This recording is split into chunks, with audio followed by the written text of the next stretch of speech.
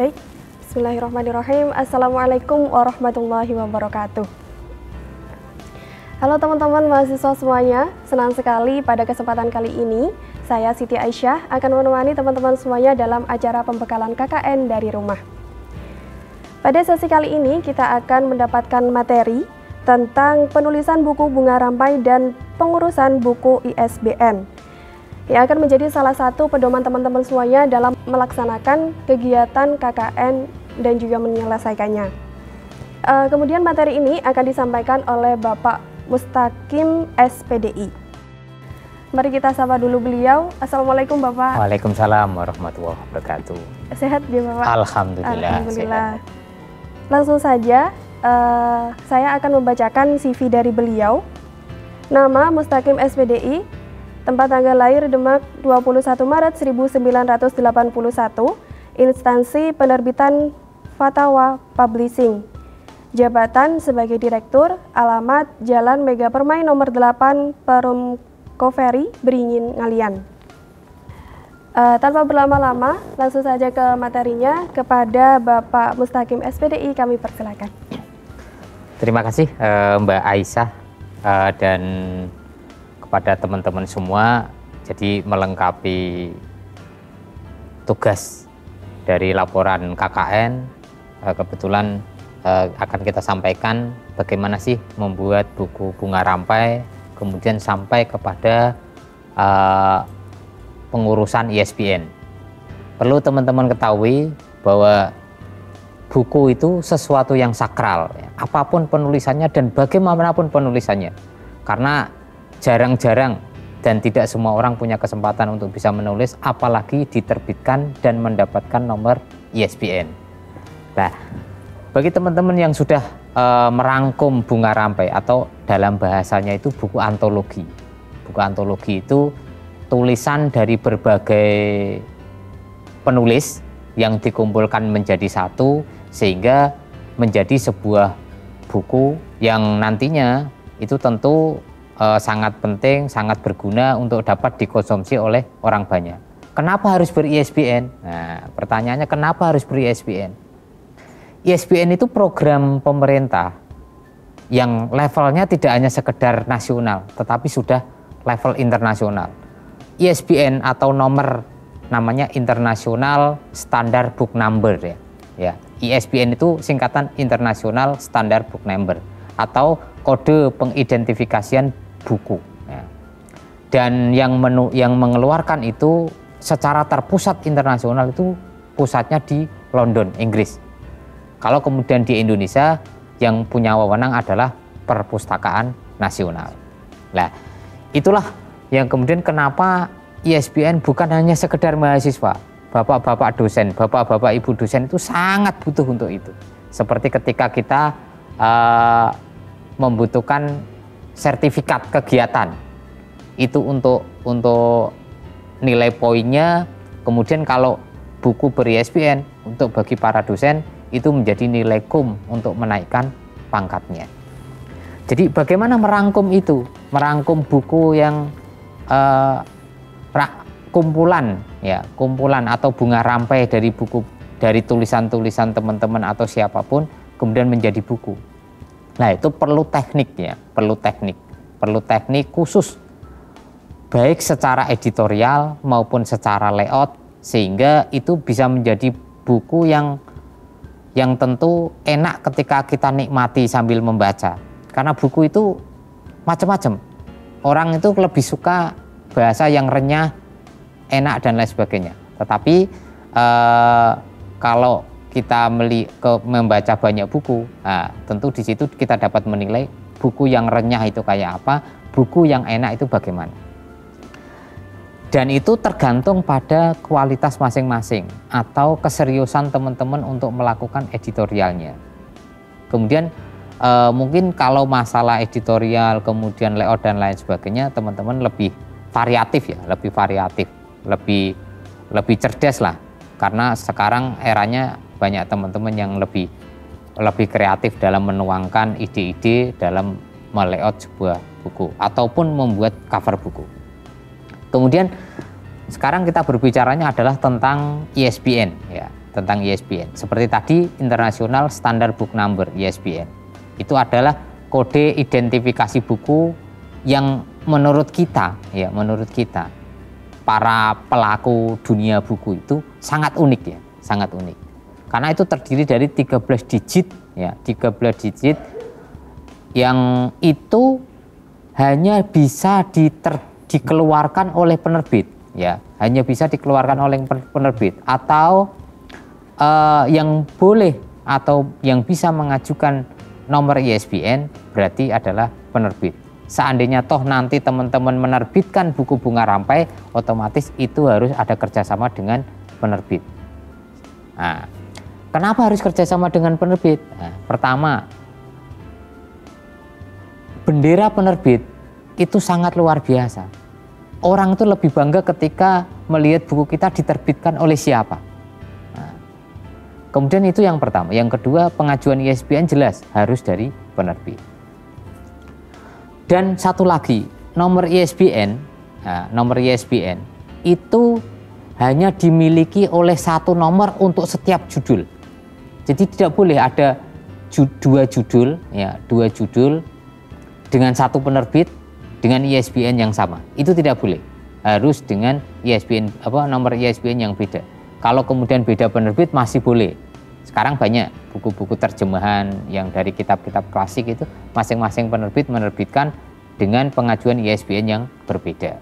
Nah, itu masih boleh. Tetapi kalau dalam satu penerbit itu tetap harus sama.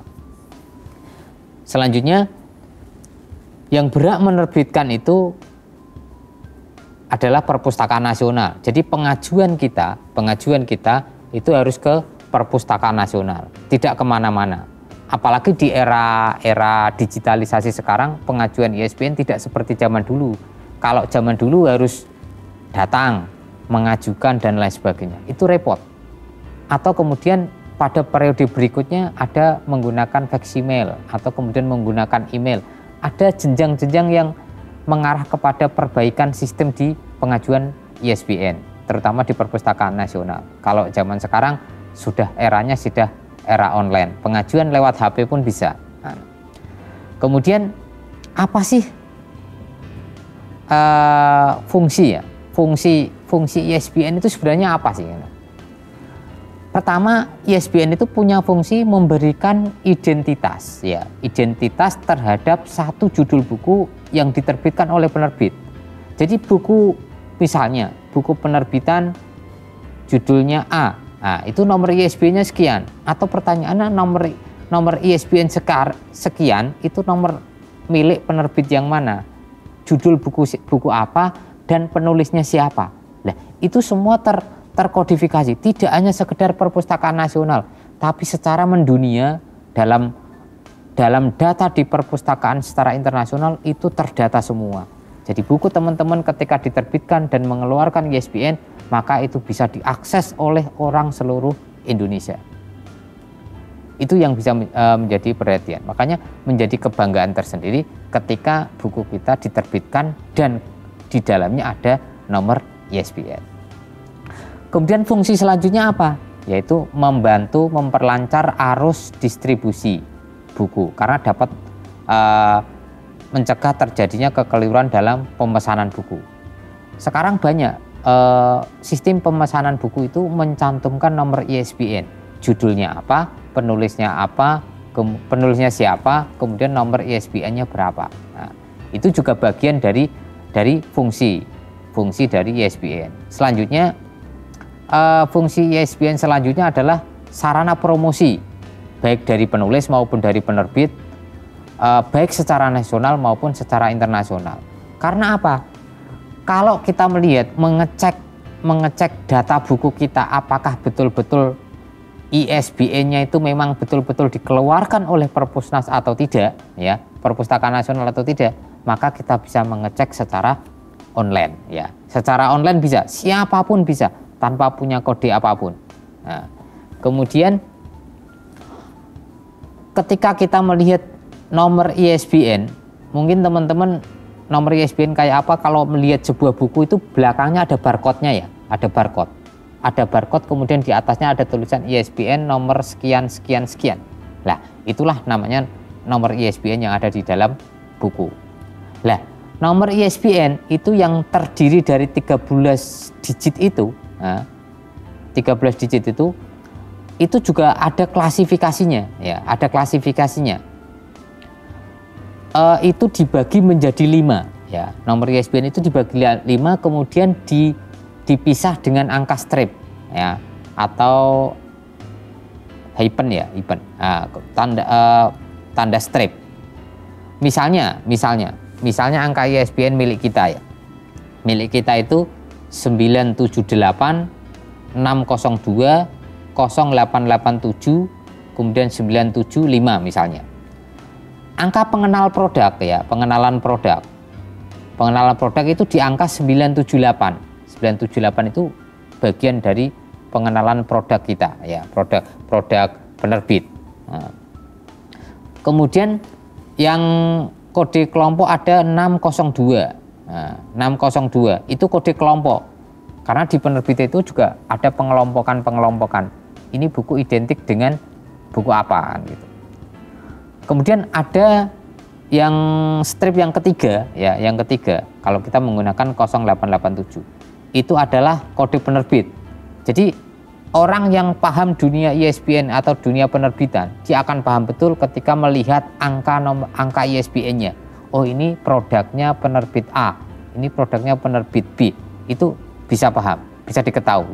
Itu bagi yang sudah memahami itu.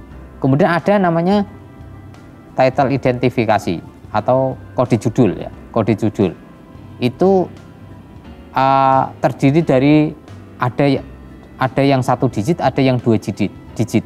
Kalau yang penerbit lama biasanya pakainya 2 digit, tapi kalau yang penerbit baru pakainya 1 digit. Itu sebagai tolak ukur atau nomor urut penerbitan, ya. Kemudian yang selanjutnya adalah angka pemeriksa atau cek digit, yaitu angka terakhir dari ISBN. Kemudian pertanyaan selanjutnya, terbitan yang dapat diberikan ISBN itu apa semua sih? Apa semua produk itu semua tulisan itu bisa dikasih ISBN atau tidak? Kalau kita melihat buku-buku di luar, kalau yang diterbitkan oleh penerbit pasti ada nomor ISBN-nya. Tetapi ada juga banyak yang tidak ada nomor ISBN-nya. Seperti Al-Quran itu juga tidak ada nomor ISBN-nya. Tetapi di situ ada tanda taskhih dari Kementerian Agama. Kemudian buku-buku yang tidak dapat diterbitkan apa semua? Seperti buku-buku yang dapat diterbitkan. Itu satu buku yang tercetak atau e-book. E-book sekarang sudah bisa menggunakan ISBN. Atau terbitan yang buku-buku braille yang untuk teman-teman yang punya kebutuhan khusus, itu juga bisa di ISBN-kan. Kemudian buku-buku peta itu juga bisa di ISBN-kan. Bahkan film, video, transparansi yang sifat-sifatnya edukatif itu juga bisa diterbitkan dengan menggunakan ISBN. Atau bahkan kalau zaman dulu ada audio book, ya, kaset, VCD, kalau sekarang mungkin sudah pakai flashdisk, ya, itu juga bisa di ISBN-kan. Kenapa? Kalau di ISBN berarti data itu sudah terekam dan teridentifikasi di Perpustakaan Nasional. Selain itu ada terbitan elektronik. Itu.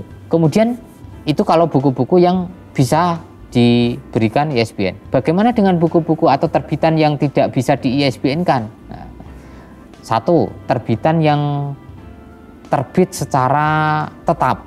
Jadi terbit terus. Nah, itu biasanya seperti majalah, buletin, dan lain sebagainya. Itu tidak bisa menggunakan nomor ISBN. Ya.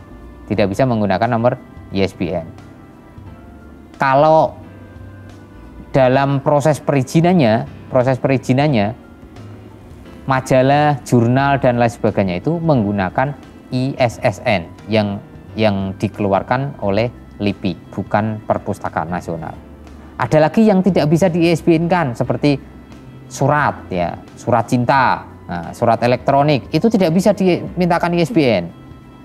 Kemudian kartu ucapan, ya, buletin yang sifatnya elektronik atau permainan apa itu tidak bisa di ISBN-kan karena itu tidak terkait dengan buku.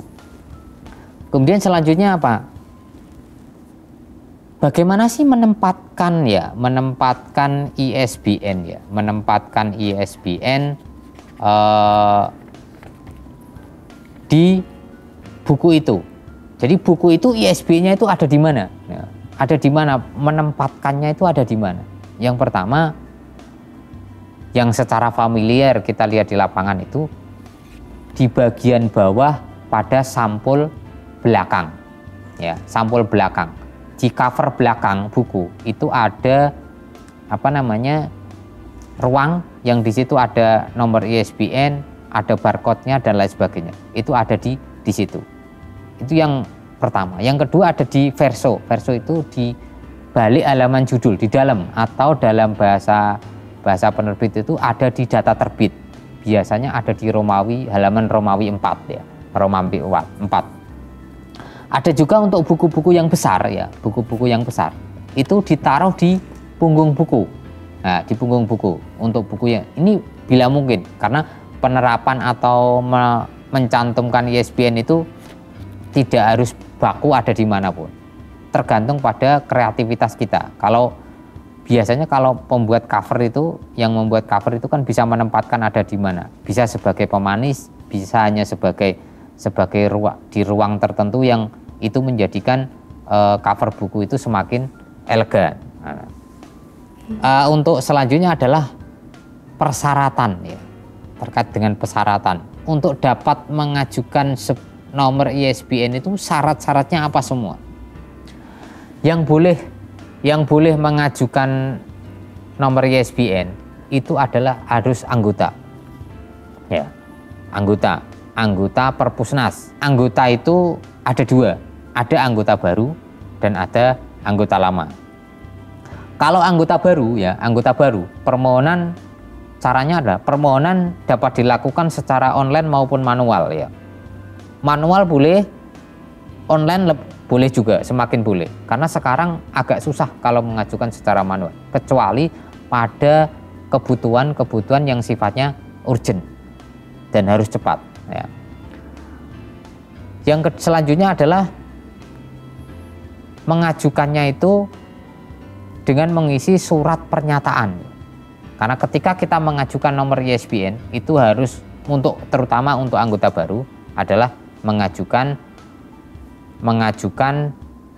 dengan mengisi surat pernyataan. Dan surat pernyataan itu harus distempel dan bahkan sekarang pakai meterai yang menunjukkan legalitas penerbit. Penerbit itu resmi atau tidak ya? Penerbit itu resmi atau tidak? Ya itu harus menunjukkan itu. Yang kemudian selanjutnya membuat surat permohonan atas nama penerbit ya. Jadi ada surat permohonan kepada yang terhormat misalnya bagian ISBN Perpustakaan Nasional dengan ini menyatakan mohon untuk dikeluarkan nomor ISBN dengan judul tersebut kan gitu. Nah, itu dalam bentuk untuk surat pengajuan. Kemudian di surat pengajuan itu itu juga dilampirkan akta notaris ya. Akta notaris dari penerbit itu. Jadi penerbit itu harus jelas, terutama penerbit swasta. Kalau penerbit swasta itu penerbitnya harus punya akta notaris pendirian badan penerbitan. Itu kalau swasta. Kalau itu milik pemerintah seperti kampus begini, itu boleh mengajukan bahkan tanpa akta notaris, cukup dengan SK rektor terkait dengan adanya penerbitan buku dan sekaligus ditunjuk siapa pengelolanya. Kemudian bagaimana selanjutnya untuk mengirimkan sebuah judul? Ketika sebuah judul buku itu sudah siap, seperti bunga rampai dan bunga rampai itu sudah dikasih judul, nah, tinggal kita mengirimkan halaman judulnya saja, kemudian halaman di balik judul yang meliputi data terbit, penulisnya siapa, editornya siapa, alamat penerbitnya di mana, kemudian terbit tahun berapa dan terbitan keberapa dan lain sebagainya. Itu kemudian selanjutnya ada daftar isi dan kata pengantar. Itu sudah cukup untuk mengajukan sebagai syarat untuk mengajukan nomor ISBN bagi anggota baru. Bagaimana dengan anggota lama? Nah, kalau anggota lama cukup dengan membuat surat permohonan, karena tidak perlu ada surat pernyataan, tidak perlu akta notaris, tidak perlu, cukup dengan surat permohonan, kemudian di situ dilampirkan halaman judul, halaman balik judul, kemudian daftar isi, kemudian kata pengantar, selesai. Nah, itulah kemudian Perpustakaan Nasional selanjutnya akan memproses pengajuan dari kita, tentu dengan melihat kata pengantar dan daftar isi. Dari situlah kemudian selanjutnya Perpustakaan Nasional mengeluarkan nomor ISBN berdasarkan dari registrasi yang telah kita ajukan. Itu sementara nanti ya. Sementara untuk terkait dengan proses pengajuan nomor ISBN, sehingga ketika buku itu terbit, maka buku itu akan menjadi sesuatu yang saat ini masih dianggap resmi karena dikeluarkan oleh Perpustakaan Nasional. Ya, seperti itu Mbak Isa. Boleh saya bertanya Pak terkait materi yang disampaikan? Ya. Ada satu pertanyaan tentang buku bunga rampai dari kegiatan KKN mahasiswa UIN ini. Ya. Apa ada bentuk tersendiri atau format tersendiri yang diajukan oleh UIN, Pak? Jadi begini, bunga rampai ya seperti sejak awal kita sampaikan, bunga rampai itu tulisan atau kumpulan tulisan dari beberapa penulis ya, beberapa penulis. Karena ini sifatnya menjadi syarat administratif bagi teman-teman yang KKN ya, KKN, maka itu bentuknya masih sifatnya bunga rampai. Tetapi itu bisa diolah kembali, tergantung dari masing-masing atau tim editor, apakah itu memang hanya dibuat semacam bunga rampai atau bisa difokuskan menjadi tulisan yang mengandung materi dalam atau buku referensi. Jadi kalau orang melihat buku bunga rampai itu terkadang itu melihatnya tulisan yang tidak terlalu dalam. Nah, tidak terlalu dalam karena setiap penulis hanya menulis secara ringkas ya, secara ringkas. Tetapi ketika teman-teman itu sedikit merombak atau kemudian membedah dari naskah itu, kemudian naskah itu dirubah menjadi sebuah buku referensi, itu bisa saja, tidak harus bunga rampai ya. Nanti tinggal penulisnya itu dicantumkan semua, dicantumkan nama penulis yang berkontribusi terhadap tulisan itu, dicantumkan semua namanya. Nah, namanya dicantumkan semua, sehingga buku yang terbit itu tidak menjadi bunga rampai saja, tapi bisa menjadi buku yang betul-betul buku yang referensional, atau bahasanya sekarang referensional, bisa menjadi referensi dari ketika kita melakukan proses pembuatan makalah atau kemudian penulisan skripsi dan lain sebagainya. Begitu. Satu lagi nih Pak, tentang desain seperti apa sih Pak yang layak untuk diterbitkan? Kemudian tentang biaya penerbitan juga. Oh iya. Kalau masalah desain itu sebenarnya tentatif ya. Setiap orang itu punya tipe dan karakter sendiri. Tetapi kalau dalam dunia penerbitan itu tidak bisa mikir kita kepentingan atau kreativitas kita sendiri, itu tidak bisa. Karena apa? Karena buku itu akan disuguhkan ke publik, ke orang banyak, ke pembaca yang sifatnya banyak. Jadi harus di situ merepresentasikan atau menggambarkan sesuatu yang enak dinikmati oleh orang banyak, tidak hanya sekedar dirinya sendiri. Satu contoh misalnya, cover ya, cover itu pun harus dengan nuansa yang sederhana tetapi menonjolkan judulnya ya. Pertama dalam penulisan buku ya, dalam penulisan buku itu yang yang diperhatikan adalah desain cover atau sampul. Orang cenderung suka buku itu kalau melihat sampulnya. Sampulnya keren. Satu sampulnya keren. Dua, judulnya keren. Makanya kadang-kadang ada buku yang judulnya bombastis ya. Buku yang judulnya bombastis. Dan itu dalam rangka apa?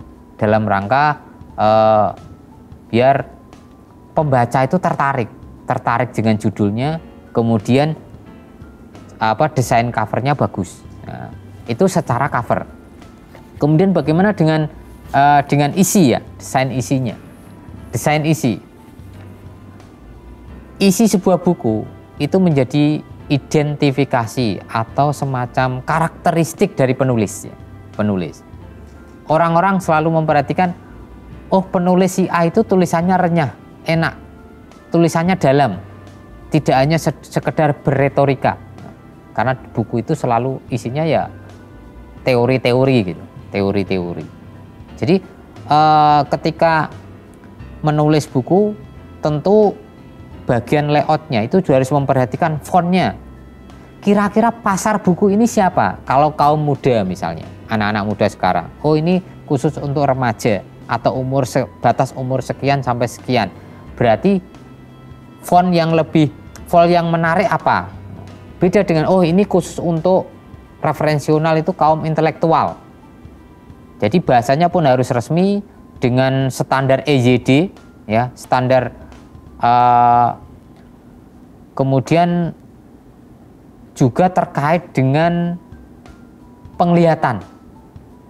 Kalau buku-buku itu untuk kaum yang sepuh-sepuh ya, sepuh-sepuh, tentu dengan font yang lebih besar, kemudian jarak antar font yang agak ada jaraknya, kemudian antar baris juga agak ada jaraknya. Ya. Kemudian itu secara umum begitu, secara umum.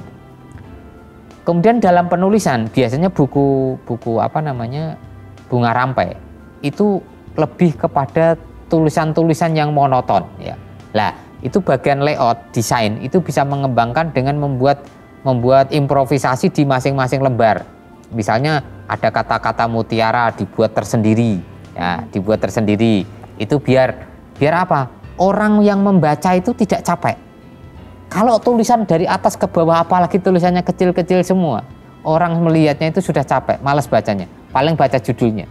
Tetapi ketika ada tulisan-tulisan yang di tengah-tengahnya kemudian dikasih jarak, ada tulisan semacam quote atau ringkasan kecil atau gambar apa yang identik dengan isi buku itu, maka orang yang membaca sebuah buku itu dia tidak terlalu capek. Walaupun tidak semua dibaca, tetapi ada sebagian besar dan bahkan mungkin akan dibuka sampai belakang. Jadi karena ada semacam improvisasi di tengahnya atau di dalamnya. Nah itu. Kemudian bagaimana dengan pembayarannya? Jadi saya ambil yang general aja, yang umum. Penerbit itu begini. Sebuah buku itu bisa diterbitkan atau bisa dikerjasamakan dalam bentuk penerbit itu kalau itu kemudian dipasarkan secara umum ya, maka akan dilihat dari materi isinya. Materi isinya itu punya selling point atau tidak, atau punya poin lebih di pasar tidak. Ini secara pasar itu resapannya bagaimana? Kalau kemudian kira-kira dalam hitungan penerbit itu paling kekuatan pasar yang menyerap itu hanya sekian. Lah, itu menjadi bahan dari bagian redaksi untuk menganalisis ya. Bagian redaksi dan bagian marketing untuk menganalisis sejauh mana pasar buku yang model seperti itu ya, model seperti itu. Kemudian itu kalau buku yang dipasarkan secara umum. Bagaimana buku yang bentuknya hanya kerjasama? Kerjasama itu maksudnya begini, tulisan dari penulis ya, tulisan dari penulis kemudian dikasihkan ke penerbit untuk diterbitkan tidak secara massal, tapi hanya sesuai dengan kebutuhan ya, sesuai kebutuhan. Kebutuhannya berapa? Kemudian penulis butuhnya sekian eksemplar. Jadi penerbit tidak mencetak lebih dari kebutuhan dari penulis itu sendiri. Jadi tidak dibuat massal itu tidak. Karena apa? Ketika penerbit itu membuat massal kemudian diterbitkan di luar atau dijual lewat jaringannya, misalnya distributor atau toko buku, maka itu harus ada semacam MOU atau namanya kerjasama penerbitan. Itu harus dicetak nantinya berapa, kemudian harganya berapa, kemudian nanti dapat royalti atau fee atau bonus penjualan, dapat royaltinya berapa persen. Nah, itu harus jelas. Kalau kemudian tidak ada itu, berarti penerbit hanya menerbitkan sesuai kebutuhan dari penulis atau instansi itu, misalnya LP2M. Nah, hanya sesuai itu. Tetapi kalau kemudian buku itu dianggap bagus, ya, tentu penerbit akan menawarkan kerjasama yang lain. Oh, buku ini ternyata bagus, bisa dibuat referensi untuk mahasiswa, terutama untuk mata kuliah tertentu misalnya. Nah, itu penerbit akan menganalisa itu. Nah, kalau kemudian dalam analisanya itu ternyata masuk secara bisnis, nah, maka nanti penerbit akan menyodorkan sebuah perjanjian atau MOU untuk selanjutnya bekerja sama dalam penerbitan buku itu. Ya. Terima kasih Bapak. Oke, siap. Atas jawabannya. Sebelum saya tutup, apa ada yang ingin disampaikan lagi? Sedikit aja ya. Sedikit. Sebagai penutup aja, sebagai penutup. Jadi kepada teman-teman yang mau membuat bunga rampai dan kemudian diterbitkan, usahakan semaksimal mungkin untuk itu diedit secara total dari kesalahan atau tipe kesalahan secara teknik yang fundamental. Karena apa? Buku itu selalu akan dilihat bukan hanya sekedar di zaman kita. Kalau itu ada di zaman anak cucu kita atau di orang-orang setelah kita, maka itu akan menjadi sebuah kenangan dan akan dibaca isinya.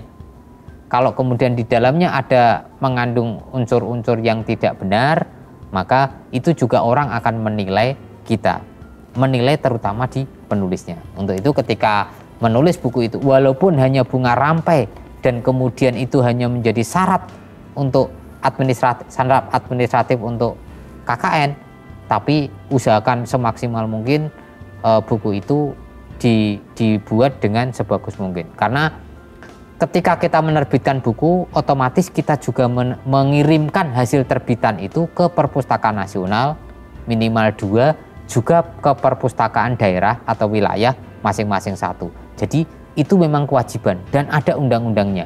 Jadi tidak hanya sekedar kita yang punya, dan buku itu sudah juga didistribusikan ke tempat yang lain. Ya itu ya. Nah, baik, terima kasih Bapak atas materinya tentang penulisan buku bunga rampai dan pengurusan buku ISBN.